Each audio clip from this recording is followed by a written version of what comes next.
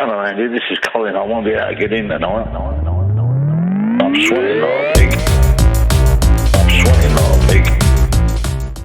So, still David, still Want Gaming, still episode 331 from the Want Gaming podcast. These are the games we've been playing this week, so moving straight into it. Spider-Man Miles Morales.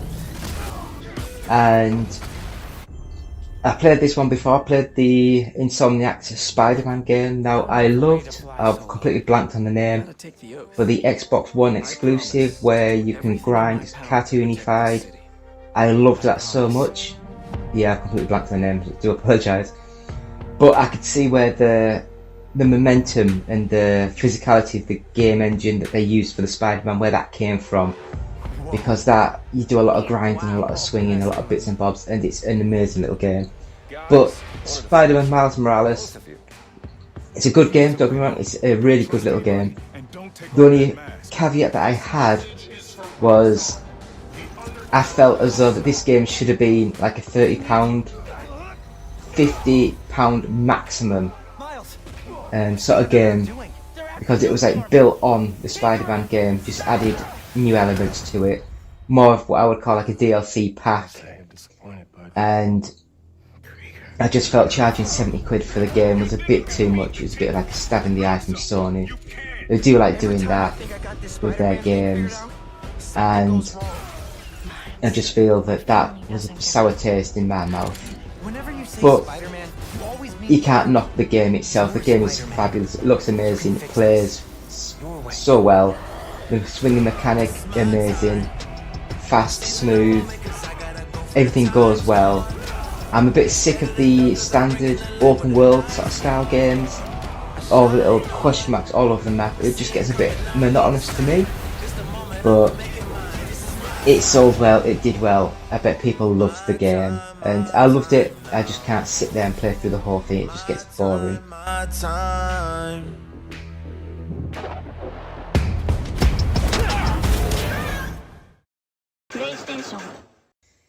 So the next game that I played was Destruction All-Stars. Now, I loved Destruction Derby. I love this concept of a game where you're in a car and can do manoeuvres like rams and stunts, but you can also get out of the car and it turns into like a third-person action shooter. And I loved the idea of this. Unfortunately, when I got my PS5 and I downloaded the game, no one was online. It might have been turned off for all I know. And so I just played through the tutorial and stuff, and I could see that yes, it could be an amazing little game. Just a shame that Sony didn't stick with it and it just didn't do very well. So unfortunately, yeah, not good. A killer move! Looks like Shift is hungry for more, but the gravity-defying evade comes at the last second! Fantastic! Fuego comes out of nowhere, and now Lupita is right on top of him! You need a right to read, and she's ready to take this bull by the horn! Lupita's back in the saddle, a textbook takeover! Enough wrecks in her wake, she calls in wildfire! Oh yeah, and it's all over now! At the perfect moment, she deploys her vehicle breaker to bring the heat. Lupita blazes her way through the competition, lighting up the arena. That was a night to remember and one for the Wolfpack. But can she find the win this season? No doubt she wants it, Aaron, but there's 15 other athletes who want it just as bad. Prepare yourselves for the most explosive season in history, right here on Destruction All-Stars.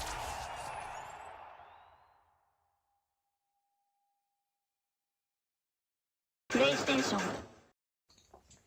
Tekken 2. Amazing game.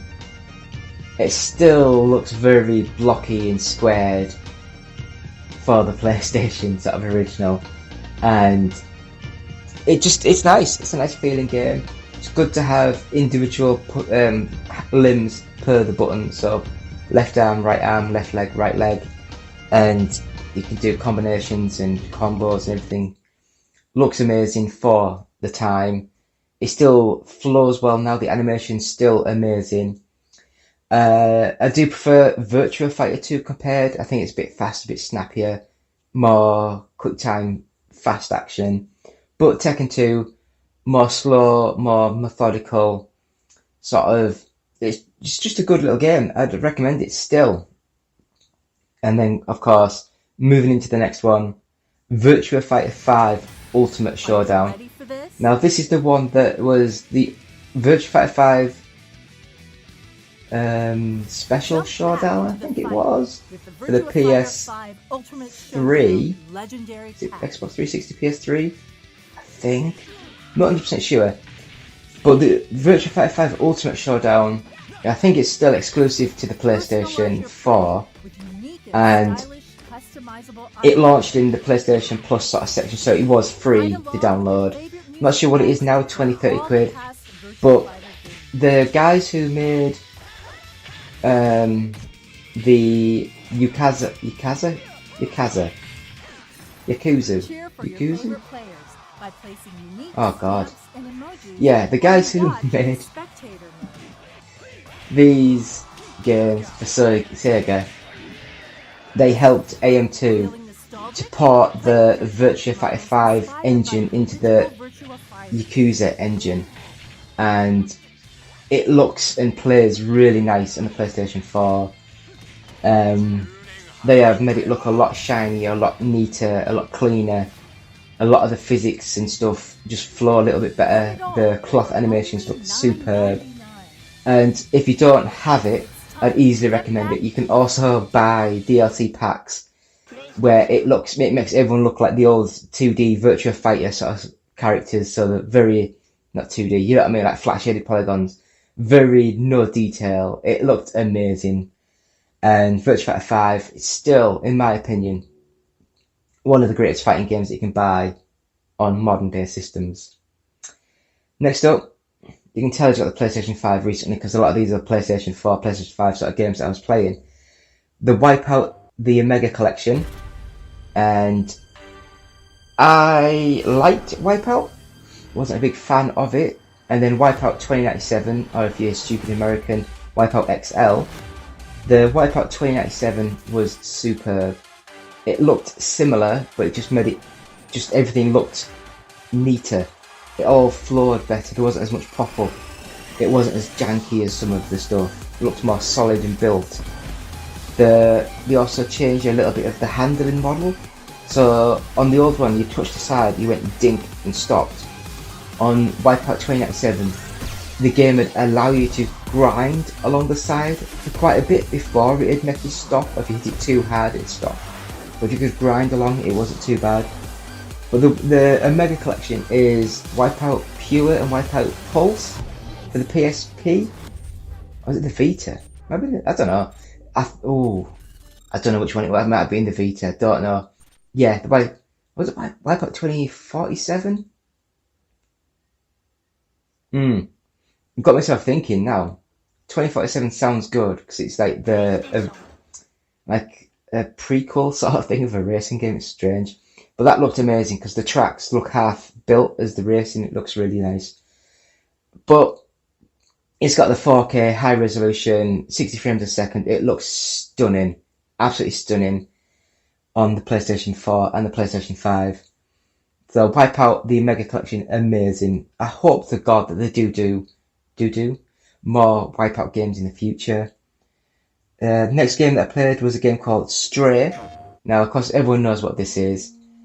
It's a cute little kitty cat that you're walking through the levels.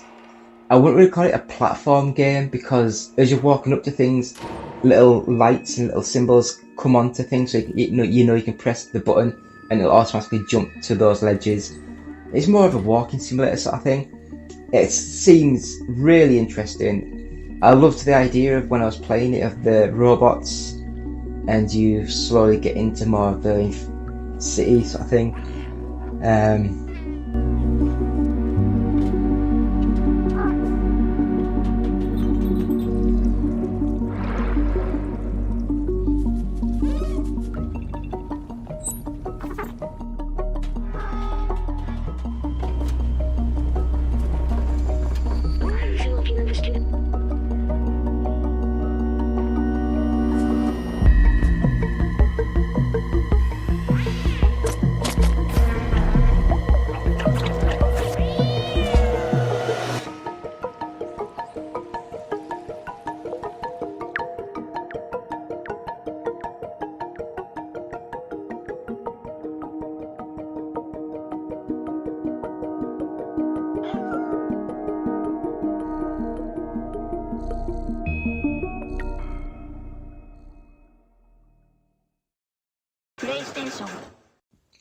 Next game, Medieval, the reboot of the game, which is like a remake of the original. Yeah, Medieval wasn't that good, was it, when you think about it back then? This one, it looks nice. They've made the graphics look a little bit better. A lot better from the PS1 original. But the gameplay itself still stuck back in 30 years ago, and it's just not as good as what you would hope a platformer game would be nowadays.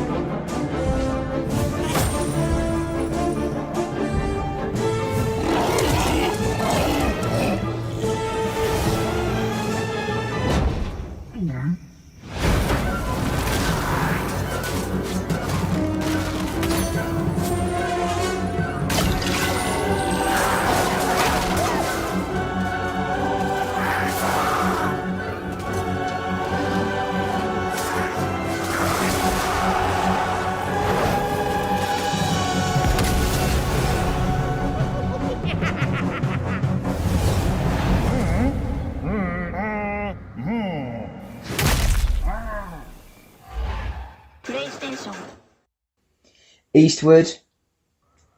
This game, looking at this, I have no idea what it is, but remembering a little bit, it's like a 2D top-down sort of style view, and you go into the mine, and you have to dig through stuff and defeat little monsters, simple puzzles. I quite enjoyed this game. I was really enjoying it.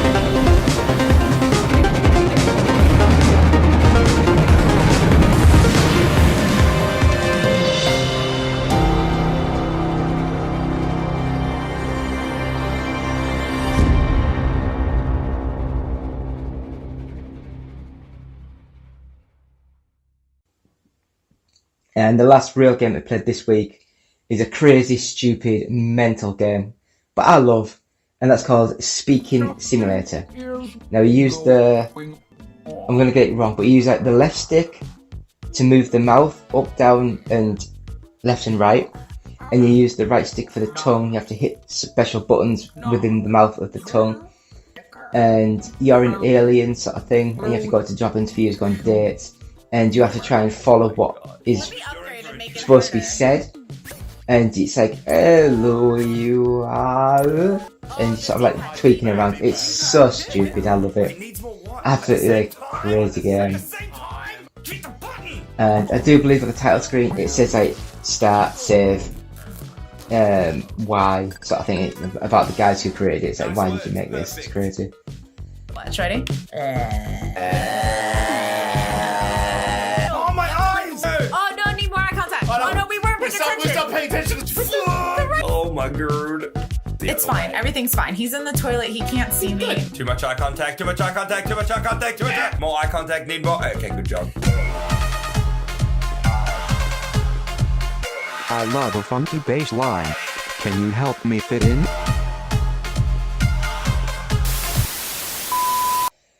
As always, we haven't really done it much. We've still got the Gran Turismo series going, so Gran Turismo 7, we've been playing that every week. We will try and get back into the Evercade series, the Star Trek Online series, the Worst Game Ever series, and the Ridge Racer 6 series. That's what we do every weekday on the YouTube channel. Just follow us, please. One Up Gaming. We also have the weekly podcast on a Friday. And then, as I say, we'll try and get the games we've been playing on a Saturday and the weekly news on a Sunday. So that is all that we've been playing for this week. So thank you all, and we will see you soon. So, David, One Up Gaming, 331. Goodbye.